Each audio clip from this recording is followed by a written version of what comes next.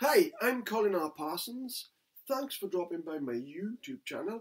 I thought I'd read an excerpt from one of my books today, which is called D.I.S.C, Direct Interface Shadow Control. It's abbreviated. D.I.S.C is normally spelled with a K, but this is with a C at the end. It's all about Joseph Lanes. Joseph Lanes is a 15-year-old boy. He loves school, gets on with all the lessons. He's brilliant at school, but when the bell goes to go home, he gets really nervous. His friends hop on the bus and they are gone. He lives in the local estate and he's got to go through some waste ground to get to his house. And there are always two people waiting for him, the Mackenzie brothers. They're twins, they're bullies, and for a bit of fun every night, they beat him up and they throw him in the mud. And when he gets home, his parents give him a row because his clothes are dirty yet again, stained from mud and whatever. And he's not having a very good life, as I've said.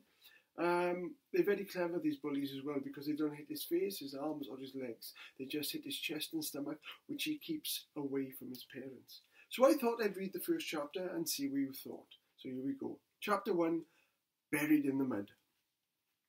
The bell was just about to go as Joseph gingerly finished up his work. Joseph Lanes was in his history class, and the fear had been building inside for the past half an hour. He dreaded the last bell every day. To everyone else, it was a fantastic release to a long, boring school day, but not to him. This signal only meant one thing, and his heart skipped a beat just thinking about it. Bring! There it was, and his stomach was writhing in knots. He tried to contain the look of worry on his distraught face. "All right, class, put away your books and walk out single file, please. Don't forget your homework," Mr. Brown, the history teacher, reminded them. This was met with an overwhelming sigh of, "No running, Hemmings! The bus will still be there in 5 minutes." Alan Hemmings didn't reply, probably because he didn't want to get detention. He didn't turn around either and just grinned. He slowed his pace until he was outside the classroom. Joseph was putting away the last of his books and zipping up his bag. He'd resigned himself to what was coming and almost blotted everything else out. "Joseph Lanes, could you hold back a second?" Joseph was already making his way to the door. He was so immersed in his thoughts that he didn't hear the teacher. There were only two pupils left, and they were already disappearing into the hallway. "Joseph Lanes, could you please wait a minute?" Mr. Brown repeated, his voice slightly raised this time. Joseph came back to his senses and could feel his face tense. His stomach was doing acrobatics. What does he want? Haven't I got enough to deal with? The thoughts gushed through his mind. He turned around and walked up to the teacher's desk and stood rigid. Mr. Brown was still sitting and made sure everyone else had vacated the room before he engaged the pupil. He kept an eye on the door, making sure it was still open. It just wouldn't do to be in a room with a pupil with the door closed. He then stood up. Joseph's history teacher was a tall, lean man. He held his trademark thick, well-groomed brown moustache. There were tinges of ginger at the ends of the bristles, which always made Joseph smile for some reason. Mr. Brown's face was long too, like his body. He also had a good head of hair, with the centre parting, which made his locks droop like a curtain over his brows. He walked around his desk towards him, and Joseph stepped back, but said nothing. The history teacher half sat on the corner of his desk, trying not to be intimidating, and allowing a sensible space between them. Joseph waited for him to speak, terrified as to why he had to stay behind. "Joseph, don't look so worried, lad. You haven't done anything wrong, honestly," Mr. Brown assured him. His tone was soft and friendly. He smiled, which cut a curve in his cheeks. "Sit on the table if you want." Joseph was surprised.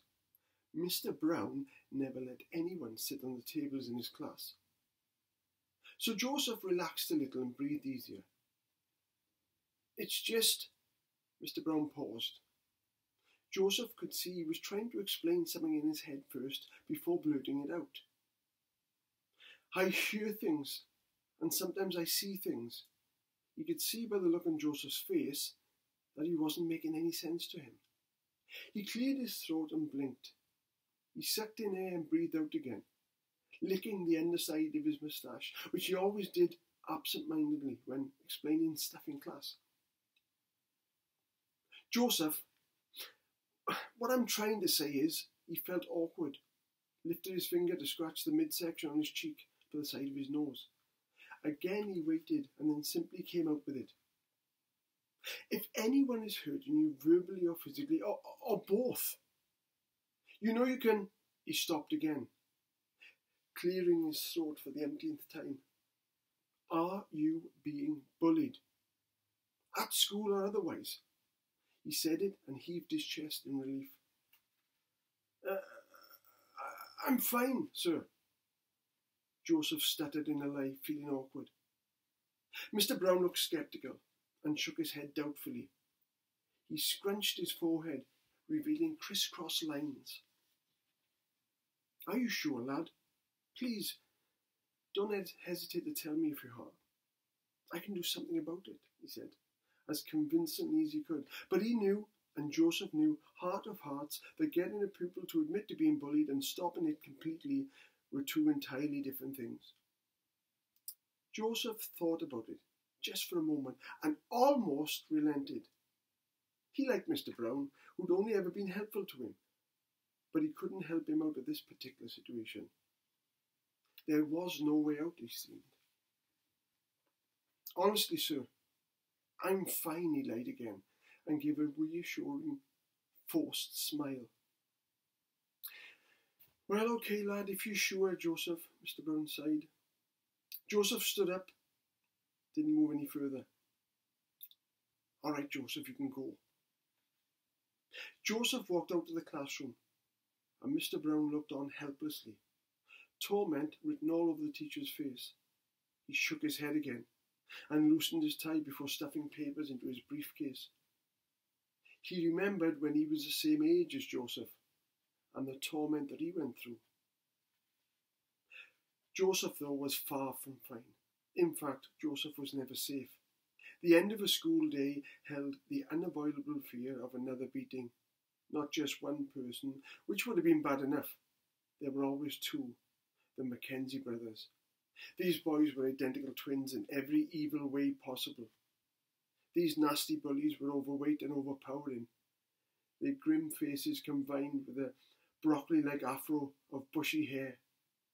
They enforced their heavy-set frames and brutal disposition to wreak havoc throughout the school. They were also never apart. No one had ever seen these two without the support of the other. Everyone in the school had dealings with them at some point. They tormented for a while and then moved on until onto their next victim.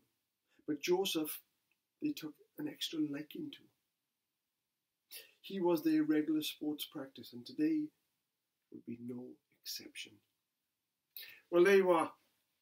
That is the reading from D.I.S.C by Colin R. Parsons. If you like to read more and want to purchase the book, you can go to my website, colinrparsons.com, and I could sort of signed copy for you and post it to you. You can purchase it, obviously.